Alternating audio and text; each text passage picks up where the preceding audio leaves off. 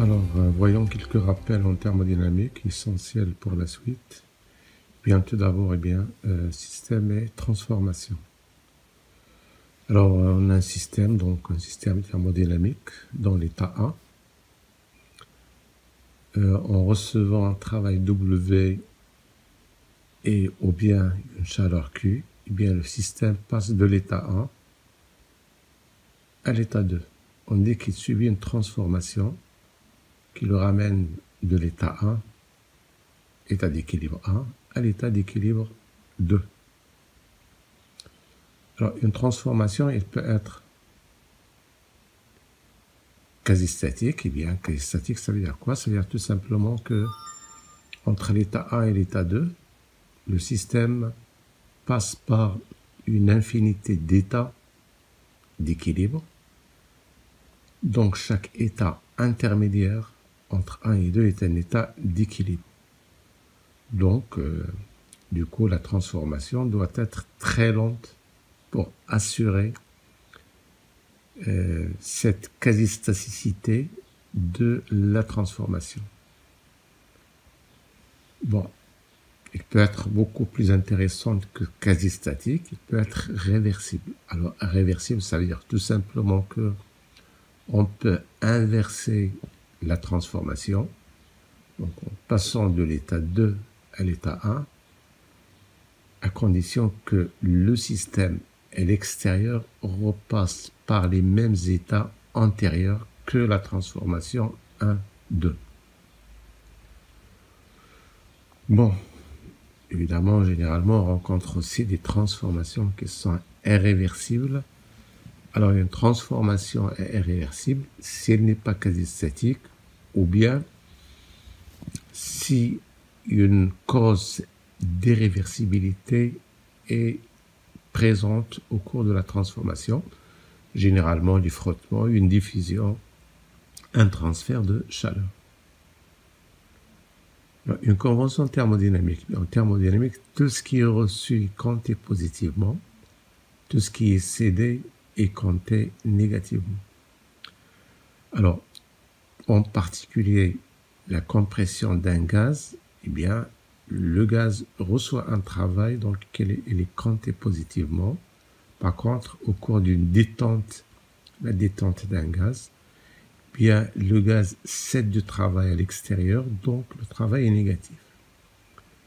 De même qu'on chauffe, donc au cours d'un échauffement, la chaleur reçue est positive. Par contre, au cours d'un refroidissement, la chaleur reçue est négative. Voyons maintenant le premier principe de la thermodynamique.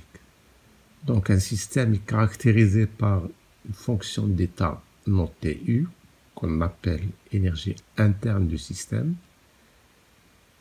En passant d'un état 1 à un état 2, après avoir reçu un travail W et ou une chaleur Q, l'énergie interne du système passe de U1 à U2. Donc, il subit une variation delta U qui est égale à U2 moins U1. Alors, le premier principe de la thermodynamique vous dit tout simplement que la variation de l'énergie interne égale le travail, la somme du travail reçu et de la chaleur reçue. Il faut noter que le premier principe dans le cas général, c'est delta E, la variation de l'énergie totale du système, qui est égale à W plus Q, sachant que l'énergie totale, c'est l'énergie mécanique, c'est-à-dire l'énergie cinétique, l'énergie potentielle, plus l'énergie interne. Alors pour une transformation élémentaire, infinitésimale, on peut écrire dU égale à le travail élémentaire reçu plus la chaleur élémentaire reçue. Alors, le travail, voyons un travail qui va être présent souvent en thermodynamique, c'est le travail des forces de pression.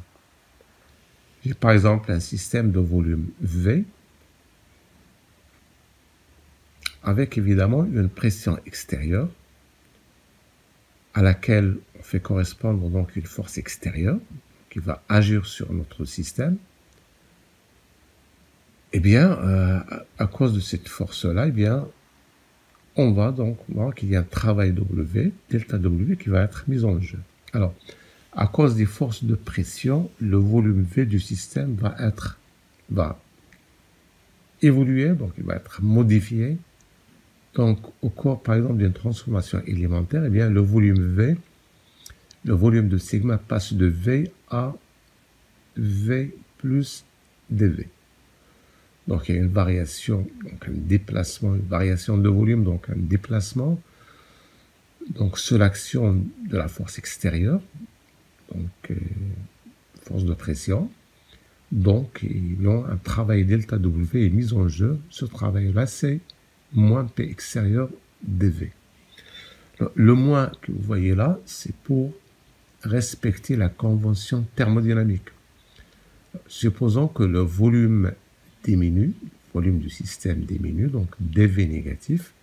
Donc, il s'agit d'une compression. Le travail est positif. dV négatif, on va mettre un moins pour rendre le travail positif. De même, si le volume augmente, donc dV positif, il s'agit bien d'une détente, donc le travail négatif, d'où la justification du signe moins dans l'expression du travail des forces de pression. Maintenant, dans le cas d'une transformation quasi-statique, je vous rappelle que quasi-statique, ça veut dire que chaque état intermédiaire, par exemple celui-là, est un état d'équilibre. Bon, quand on dit équilibre, donc ça veut dire qu'il y a en particulier l'équilibre mécanique. La pression extérieure est égale à la pression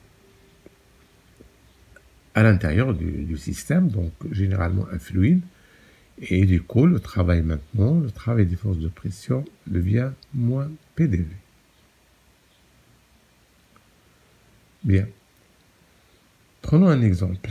Eh bien, ici, on a enfermé un gaz, donc initialement le volume V1, on le suppose parfait, dans un récipient à l'aide d'un piston.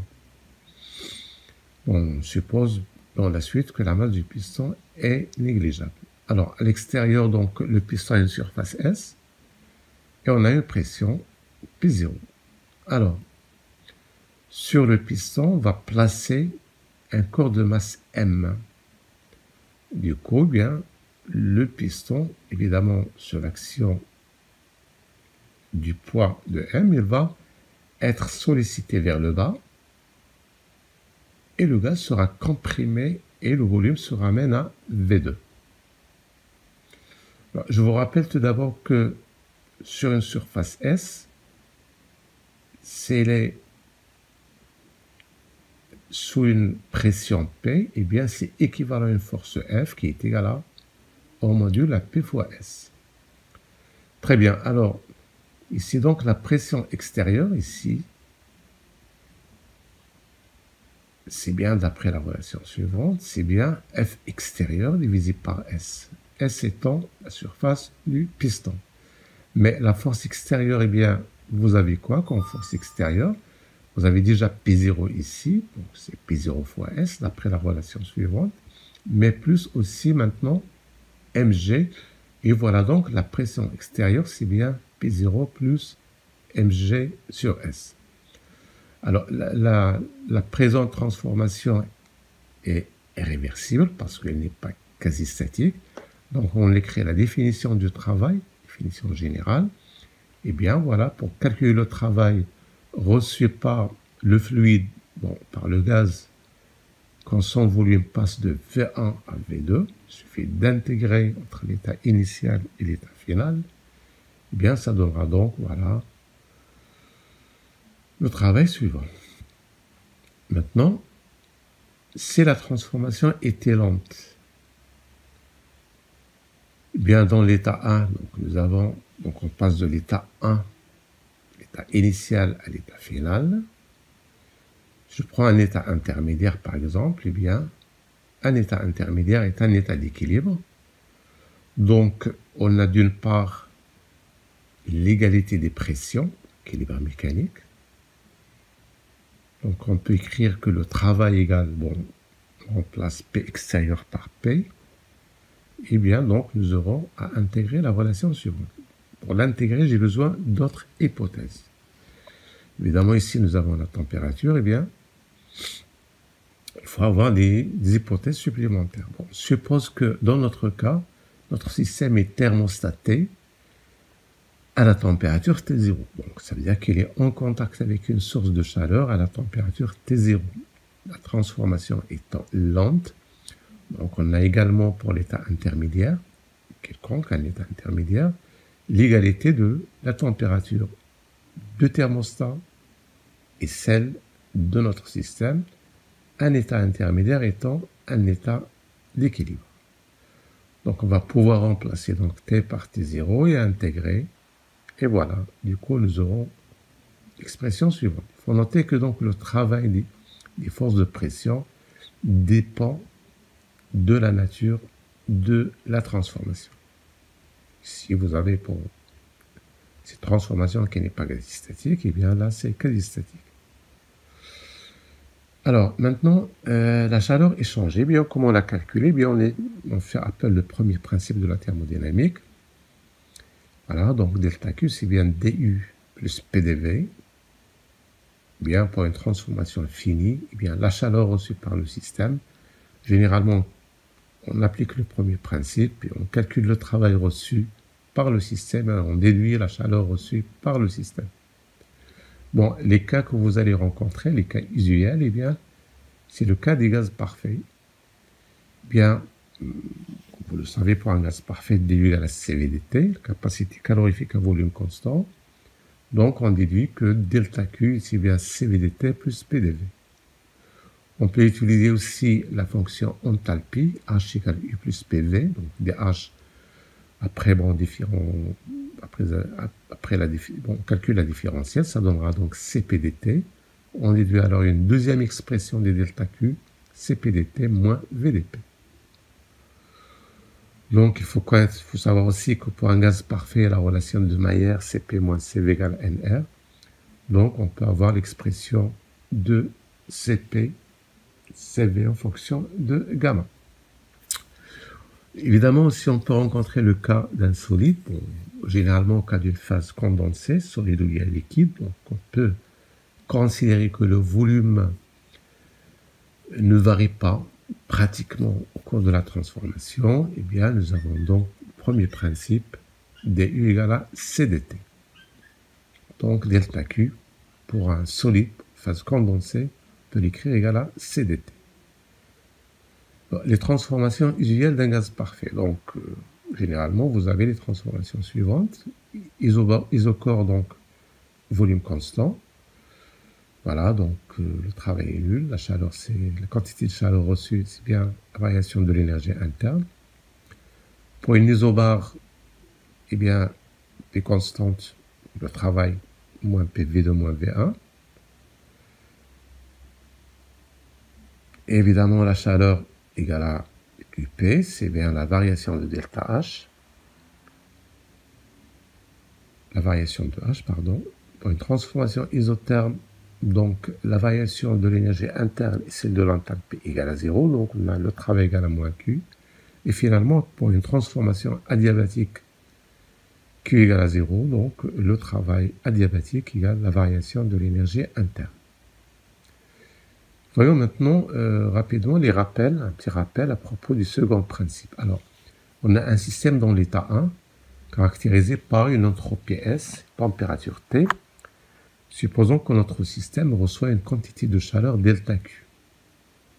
Donc, il subit une transformation élémentaire, il passe à l'état où son entropie bien, devient S', c'est-à-dire la S plus DS. Bien, le deuxième principe vous dit que le DS, donc la variation de l'entropie du système, est supérieur ou égal à delta Q sur T. Bon, généralement, eh bien, la note, c'est delta SE, autrement dit, c'est l'entropie échangée avec l'extérieur. Très bien. Entre un état initial et l'état final, donc la variation de l'entropie, c'est supérieur ou égal à SE, l'entropie échangée. Donc, notre façon de traduire ça, c'est d'écrire que delta S égale à SE plus SC, que l'on appelle entropie créée, Bon, si l'entropie criée est nulle pour une transformation réversible, donc on a delta S égale à SE, donc on peut calculer prendre un chemin réversible, étant donné que l'entropie étant une fonction d'état, delta S ne dépend pas de la transformation. Évidemment, à condition de respecter les mêmes conditions initiales et finales que la transformation réelle. Alors, pour une transformation irréversible, eh bien, S créé est positif. Et par suite, eh bien, la variation de l'entropie est supérieure ou égale à l'entropie échangée. Alors, évidemment, pour calculer delta S, je peux choisir un chemin réversible. Et voilà donc pour un cas évidemment fréquent que vous allez rencontrer, le cas d'un système thermostaté, donc en contact avec une source de chaleur à la température TS. Eh bien, le système reçoit, au cours de la transformation, reçoit la chaleur Q. La source, le thermostat, reçoit QS.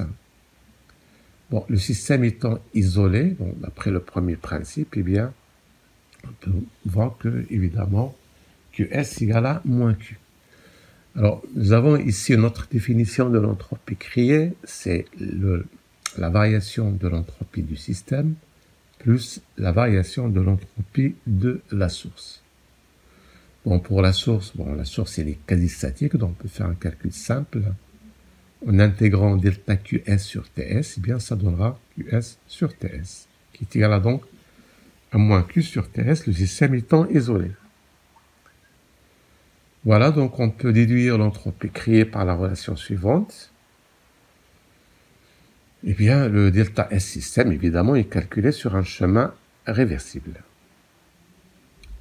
Bon, l'expression de ds, pour calculer delta S, eh bien, l'expression de ds, bon, généralement pour les cas usuels pour un gaz parfait, eh bien, ds égale à delta Q sur T, avec delta Q, les deux expressions, soit en fonction de l'enthalpie, variation d'enthalpie, ou bien de l'énergie interne. Eh bien, donc, nous aurons, par exemple, ici, pour une isobare, il vaut mieux choisir ça, pour faire les calculs. Pour une isotherme, eh bien, T égale une constante, donc je peux très bien choisir soit la première, soit la deuxième, pour faire les calculs. Pour une isocore, ici, pour une isocore, eh bien, vous avez bien ici égal à 0. Donc, voilà, CV dt sur dt. Et finalement, pour une adiabatique réversible, eh bien, donc, delta Q égale à 0, donc adiabatique, voilà, donc TS égale à 0. Donc, c'est une transformation isentropique. Finalement, dans le cas d'une phase condensée, liquide ou bien solide, eh bien, nous avons bien ds égale C dt sur T que l'on intègre entre l'état initial et l'état final.